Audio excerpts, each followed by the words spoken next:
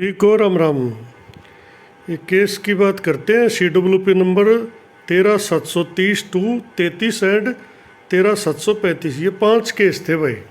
एक ही डेट में इनकी सुनवाई हुई थी, 12 जून। Suman and others versus state of Haryana and others.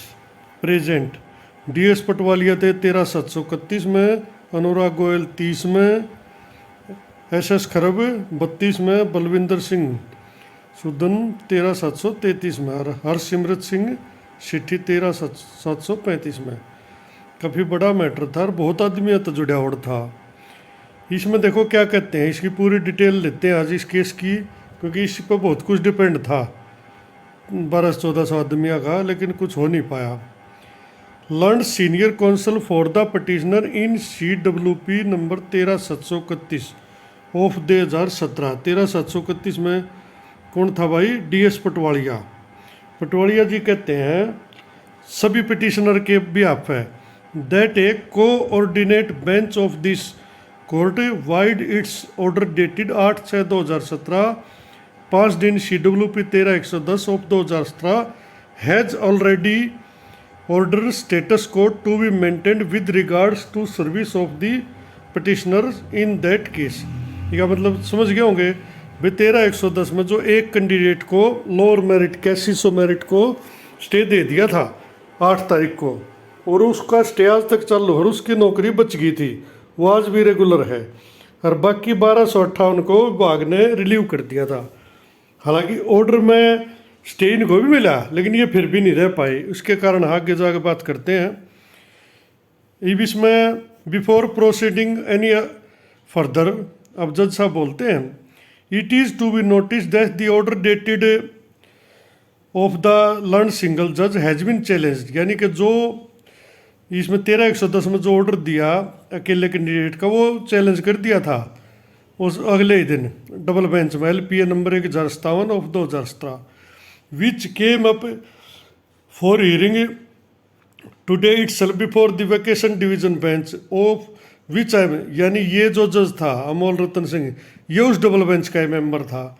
यानी बोला भाई जो ऑर्डर न दिया है 8 तारीख को, वो डबल बेंच में चैलेंज हो चुका है, और उसके 2 आदमी में तो एक आदमी मैं हूँ। And the appeal has simply been adjourned to 3/7/2017। और वह जो LPA थी, यानी जिसमें इस ऑर्डर को चैलेंज किया गया था, वह मन ने सुनो वेकेशन के छुट्टियाँ टाइम पर सुनने से मना कर दिया, और उसको 3 जुलाई उसमें डेट लगा दी। Since the said order of the learned single जज was not felt necessary to be interfered with. यानी छुट्टियों के टाइम पे जो जज साहब ने ऑर्डर दिया था AG मशीन है उसमें 13/110 में, अगर उससे छेड़छाड़ की ज़रूरत हमने महसूस नहीं करी छुट्टियाँ में, और इसलिए मैंने उस पर नेक्स्ट डेट दे दी, नोटिस ऑफ मोशन। ठीक है, यहाँ तक जज साहब खुद कह रहे हैं। In these petition the petitioner are seeking parity with the order.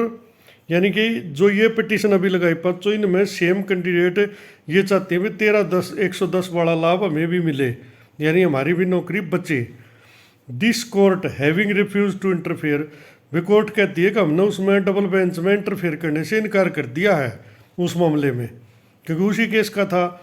एप्रोप्राइट ई आगे कहते हैं it is appropriate considered appropriate to issue notice of motion in this case. इसमें जज साहब कहते हैं भी उचित ये रहेगा कि इस केस में नोटिस ऑफ मोशन किया जाए, और नोटिस ऑफ मोशन कर दिया 7/7/2017 का रिटर्नेबल। यानी भाई 7 जुलाई को आप अपनी बात रखो। अब आगे क्या होती है? On the asking of the court mister Keshav Gupta, यानी कि जो AG हरियाणा की तरफ से थे, असिस्टेंट AG, उन्होंने नोटिस ले लिया। Learn council for the parties have further drawn. आगे उन्होंने जो पार्टीज के वकील थे उन्होंने ध्यान दिया दैट ज्वाइंट सेक्रेटरी डिपार्टमेंट, यानी वो 2/6 वाला जो लेटर सोकोज नोटिस जारी किया था, अब भाई उस पर ध्यान दिलाया। It has been stated that in clause 2 under the heading details of rest of Haryana that consequent upon direction and vacation. यानी कि जो वो 20 तारीख को स्टे हटाया था उसकी पर ध्यान दिलाया। एंड 7/2020 जो कैंडिडेट थे उस पहली लिस्ट में से उनको अपॉइंटमेंट ऑर्डर इशू हो चुके थे उस टाइम, और वो ज्वाइन हो चुके थे belonging to the first list on 27/4/2017 हो चुके थे, सबको पता। Whereas appointment to 1361 of the first list had been kept withheld. 1361 जो है ना उस टाइम तक रखे गए थे विदहेल्ड, ये ज्वाइन नहीं कराए थे, ऐसा कोर्ट में बताया है। ड्यू टू वेरियस रीजन, भैया FSL रिपोर्ट या नॉन डेफिनेट ओपिनियन, कुछ भी कारण था, मतलब वो 1361 ज्वाइन नहीं कराए थे, 7020 ज्वाइन करा दिया, ये कोर्ट को वकील बता रहा है। Upon a specific query with regard to the aforesaid part of the order, joint secretary learned state counsel में जो सरकारी वकील था उसने भी कह दिया कि हाँ जी ये पोस्ट रोकी हुई है, 1361 पर ज्वाइन नहीं करवाएगा। In the aforesaid background it is also to be seen, भाई इसमें यह भी देखा जाना चाहिए that a number of writ petition of which the lead case था अंतिम कुमारी का जिक्र करते हैं जज साहब, were decided by this court on 29/4/2015।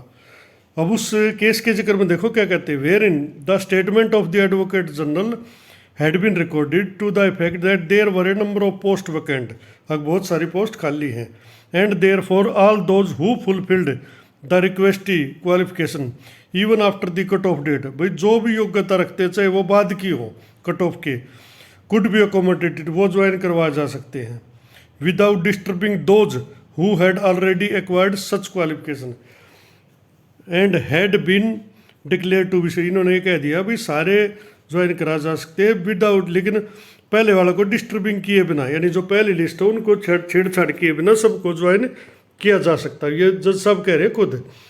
It had been stated that those who had acquired qualification subsequently, यानी जिन्होंने बाद में की 13 में की, वुड बी अकोमोडेटेड, भाई एजी साहब के रिकॉर्डिंग स्टेटमेंट के आधार पर उनको ज्वाइन कराया जा सकता है। At that point a joint merit list was order to be prepared, वो सबको पता है प्रिपेयर की गई थी 8 मई का ऑर्डर था जो, who had already acquired the qualification before the cut off date and those who had acquired the qualification, यानी जो 2011 और 13, सीधी भाषा में ये है जो कट ऑफ डेट से पहला के हर बाद के हैं। Mister Sunil Nehra advocate at the stage has submitted that those who have acquired the qualification subsequently are all a party of revised merit list refer to, यानी 8 तारीख के ऑर्डर में जो बाद के थे 13 वाले वो भी उसमें शामिल हैं, ये सुनील नेहरा जी ने बोला। अब आगे देखते हैं, अब आगे कोर्ट बोलेगी। अब in this background of the matter, ये सारा मैटर सुनकर जज साहब क्या ऑर्डर करते हैं, seeing that this is a vacation period, भैया छुट्टियां का पीरियड चल रहा है, when the petitioner in these petitions are seeking stay of termination of theirs, जो पिटिशन है वो अपने अपॉइंटमेंट की टर्मिनेशन के ऊपर स्टे चाहते हैं, और to accommodate those who are higher in merit to them but had acquired, उनके लिए जो उनसे मेरिट में तो आई है लेकिन उन्होंने जो क्वालिफिकेशन है वो बाद में हासिल की है, यानी 13 में, ठीक है यहाँ तक। It is considered appropriate that the respondent state be restrained from terminating the service of the petitioner, भैया उचित समझा गया जाता है कि जो स्टेट है उसको रोका जाए इनकी टर्मिनेशन से, यहाँ तक यह बात ठीक है भाई, इनकी टर्मिनेशन नहीं होनी चाहिए, कोर्ट ने बोला है टिल द नेक्स्ट डेट, भाई नेक्स्ट डेट तक इनकी टर्मिनेटिंग नहीं होनी चाहिए ये। And since the state is also bound to implement the order dated, भाई स्टेट भी लेकिन बाउंड है, जो 8/5 को हाई कोर्ट डबल बेंच ने ऑर्डर कराया 686 LPA में, भाई स्ट्रिक्टली मेरिट लिस्ट जो रिवाइज थी उसको ज्वाइन कराओ, उन्होंने दोनों बातें कह दी। भाई यह भी उचित से कि इनकी सर्विस टर्मिनेशन पर रोक लगानी चाहिए, लेकिन स्टेट भी बाउंड है कि भाई उसमें ऑर्डर कर रखा है कि इनको एडजस्ट करो और रिवाइज मेरिट लिस्ट के हिसाब से करो।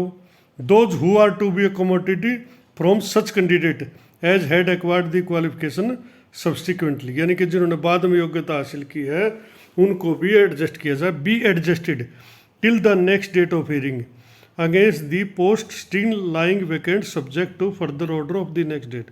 अब मैं फाइनल पाता हूँ इसमें ऑर्डर क्या दिया, इन्होंने कहा कि भाई दोबारा मैं जार के बोल रहा हूँ ताकि सबकी समझ में आ जाए, भाई LPA 686 में ऑर्डर कर दिया स्ट्रिक्टली रिवाइज मेरिट लिस्ट को ज्वाइन किया जाए, लेकिन कोर्ट ये चाहता भी इनकी नौकरी भी नहीं जानी चाहिए, इन पर भी स्टे होना चाहिए, क्योंकि तो अंतिम कुमारी के मसले में तो कहा था विदाउट डिस्टर्बिंग, तो उन्होंने ये कहा था इस ऑर्डर में भाई नेक्स्ट डेट तक इनको नहीं हटाया जाना चाहिए। और जो 13 वाले हैं उनको खाली पोस्ट जो बचती है ना, यानी जो पहले 7820 के बाद जो खाली बच गई, जो ज्वाइन नहीं हुए, उन पर 13 वालों को ज्वाइन करवाया जा सकता है। उससे क्या होगा, दोनों कोर्टों के ऑर्डर का पालन हो जाएगा। यानी यो कह दिया against the post still language, यानी जो अब भी पोस्ट खाली है उन पर इनको ज्वाइन किया जा सकता है, बी एडजस्टेड, उनको एडजस्ट किया जा सकता है। ठीक है, यहाँ तक ये ऑर्डर आ गया था। लेकिन दुर्भाग्य बताऊँ क्या था कि ये इस 12 तारीख तक रिलीव कर दिए सरकार ने। अगर ये 12 को सर्विस में होते तो ये रेगुलर की तरह आज भी काम कर रहे होते। लेकिन ये एक दुर्भाग्य है कि सरकार ने दे के 4 दिन का नोटिस 2 तारीख को काटा, 6 को इनको पकड़ाया और मैं ख्याल 10 या 11 को ये रिलीव कर दिए। और जब तक ये कोर्ट में गए तब तक इनके हाथ में रिलीविंग लेटर आ चुका था। इस कारण इनका ये स्टे इम्प्लीमेंट नहीं होया। न तो कोर्ट ने तो इनको भी रोक दिया था, भाई ठीक है सरकार को रोका जाना चाहिए इनको टर्मिनेट से। ठीक है भाई, यहाँ तक। अब यो था सेम। अब इसमें एक मेवात कैडर का भी था, उनके 194 थे, एक पिटीशन उनकी थी। इसमें भी कोर्ट ने कह दी कि भाई उनमें तो वैसे खाली सीट है, needless to say that with those post also vacant, वहाँ भी खाली पीस्ट है और उन पर इनको ज्वाइन करवा दिया जाए। फिर वो नेक्स्ट डेट का फिर कह दिया भाई नेक्स्ट डेट तक जो खाली सीट उन पर। ठीक है, यहाँ तक। Consequently these petition be listed on 7/7, भाई ये सारी जो पिटीशन है ये 7/7 को अलॉन्ग विद LPA 1057 ऑफ 2000 सारी 7 तारीख को इनको लिस्ट करो कोर्ट में before this same bench as had pass the order dated 8/5, यानी जिसने 8/5 का ऑर्डर पास कराया ना उसी में 1057 को और उसी में इन 500 को भेज दो उनके साथ ही, यानी कि सूर्यकांत वाली बेंच मान लो आप। That there is also a dispute in view of the fact, एक बार फिर कहता जज, there is also a dispute as whether the court has observed that all in the merit list will be adjusted against existent vacancies और not. क्या court ने यो notice किया था भी जितने भी मेरिट लिस्ट में हैं क्या सारे जो पोस्ट हैं उनके अगेंस्ट एडजस्ट हो जाएंगे या नहीं होंगे। Obviously no candidate shall be appointed, इन्होंने स्पष्ट कहा अभी कोई भी candidate beyond the vacancy given in the order of joint secretary, यानी जितनी भी पोस्ट हैं उनसे ज़्यादा नहीं ज्वाइन किया जा सकता। Shall be appointed beyond the vacancies given in the order of joint secretary either for the Mewat cadre or for the rest of Haryana till next date of hearing, यानी कोर्ट ने कह दिया भाई बियॉन्ड पोस्ट से ज़्यादा किसी को ज्वाइन नहीं कराना। ये photocopy of this order be placed on the file, ये अमोल रतन सिंह ने पास कर दिया।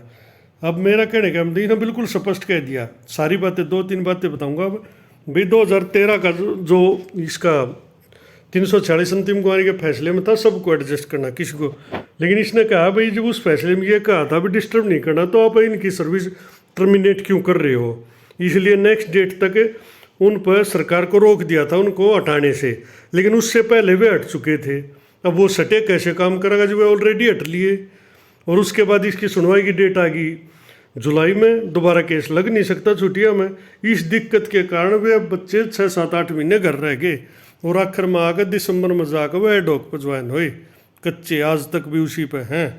यो एक दुर्भाग्य था, अगर वे 12 तारीख तक होते ना सर्विस में तो आज वे भी सर्विस में होते, ऐसी बात नहीं ना होती। वे भी रेगुलर जैसे वो 8100 नंबर वाला रेगुलर कर रहा है वो भी कर रहा होता, सिर्फ ये फर्क पड़ गया। हाँ, इस जज ने पूरी क्लियर कह दी थी भाई 8/5 के ऑर्डर में ना तो न्यू कन्फर्म है अभी बियॉन्ड पोस्ट कितनी ये सारे एडजस्ट होंगे ना होंगे, 346 का पूरा पालन होगा ना होगा।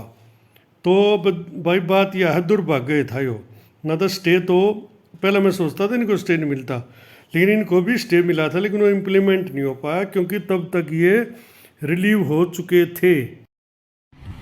अगर मेरी बात पसंद आई हो तो वीडियो को लाइक करें और चैनल को सब्सक्राइब जरूर करो ताकि आने वाली वीडियो का नोटिफिकेशन आपको समय पर मिल सके। धन्यवाद।